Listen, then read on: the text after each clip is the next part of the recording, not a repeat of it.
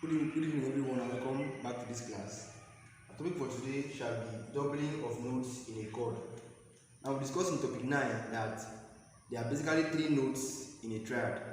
And considering the fact that we have 4 main parts in the choir, we need to double one of the notes to accommodate the 4 parts. Now there are 4 different triads, that is the minor, the major, diminished, and the augmented triads. Now, since there are different triads, you cannot double the same note in every triad. Now, the triad has a root, a third, and a fifth.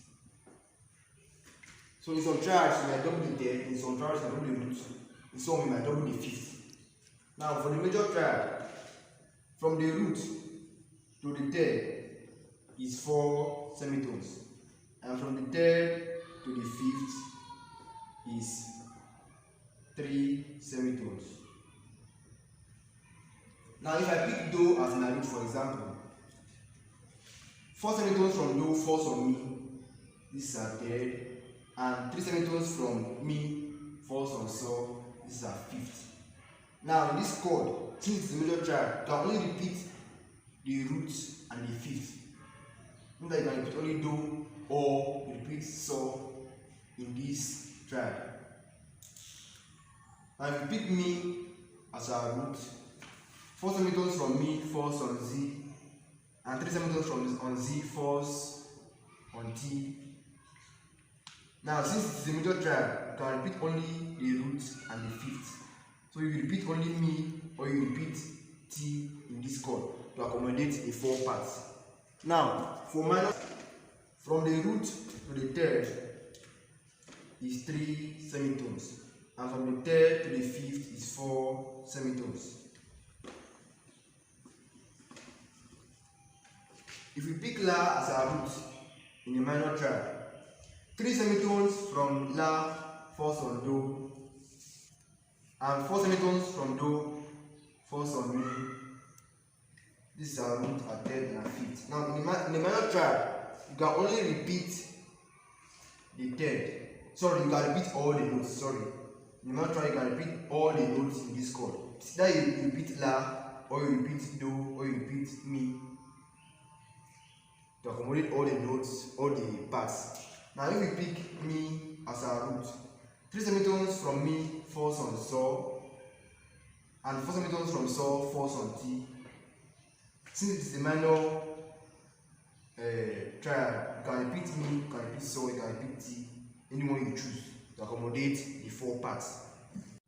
Now, for the diminished triads, you can repeat only the third. Now, from the root to the third of the diminished triad, we have 3 semitones. From the third to the fifth, we have 3 semitones. Now, if I pick T as my root, 3 semitones from T falls on Re, and 2 semitones from Re falls on Fa. So in this triad, I can only repeat Re to accommodate the 4 parts.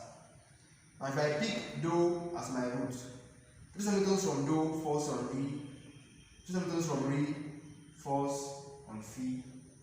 Now here I can only repeat Re to accommodate the 4 parts. Now over to augmented triads. In augmented triads, from the root to the third is 4 semitones, and from the third to the fifth is 4 semitones. If I pick Do as my root, 4 semitones from Do falls on Mi, and 4 semitones from Mi falls on Z. Now in the augmented triad, you can repeat any of its notes. So I can either repeat Do, can repeat Mi, or Z to accommodate the 4 parts. Now if I pick Re as my root, 4 semitones from Re falls on Fi, and 4 semitones from Fi falls on Mi.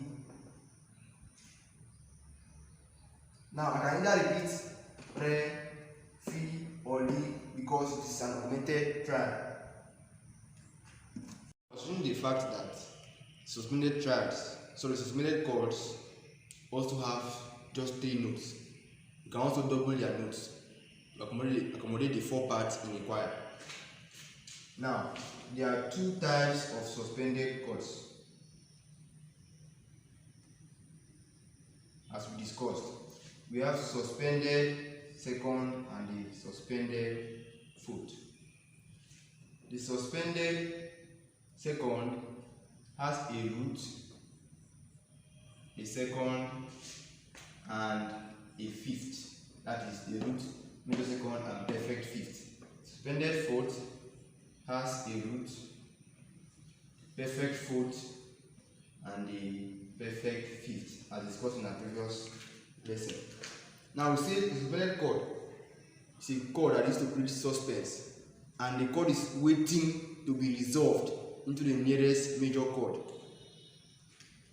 Now, looking, for example, this is a suspended chord because this is the root, and from here to here is the major second, that is 2 semitones, and from here to here is 7 semitones, that is the perfect fifth. Now, looking at this note, the note in this chord, this chord possesses 2 notes that belong to a major chord known as sol, re. So this chord is waiting to be resolved into this chord because it possesses 2 notes that belong to this chord, sol and re, sol and re. That means the do will be resolved to T for this chord to be resolved to this. Now, for suspended second chords, we are supposed to repeat either the second or the fifth. Either the second or the fifth. Because we say in a major triad, we can only repeat the root and the fifth. Now, the fifth of this chord is the root of this chord, and the second of this chord is the fifth of this chord. So if we repeat this and we resolve this to this, we are on the safer side. If we repeat this and we resolve this to this, we are still safe. But if we repeat do, we are going to have do, re, sol, do, and the do is resolved to T, we are going to have this. We have now repeated the third of this chord twice, which does not go in line with what we say we are going to repeat in the major triad. We are not going to repeat the third in the major triad, we will repeat only the second and the fifth. So if we repeat the root here in this suspended second chord, we are invariably repeating the third in the major chord that will be resolved into. So in the suspended second chord, we are supposed to repeat the second and the fifth. Now, for the suspended fourth, we see the suspended fourth has the root, the perfect fourth, and the perfect fifth. Now, for example, we have this as the suspended fourth chord. This is the root, this is the fourth, and this is the fifth. We say the suspended chord is waiting to be resolved into the nearest major chord. Now, this chord has 2 properties of major chord known as do, mi, so, do, and so.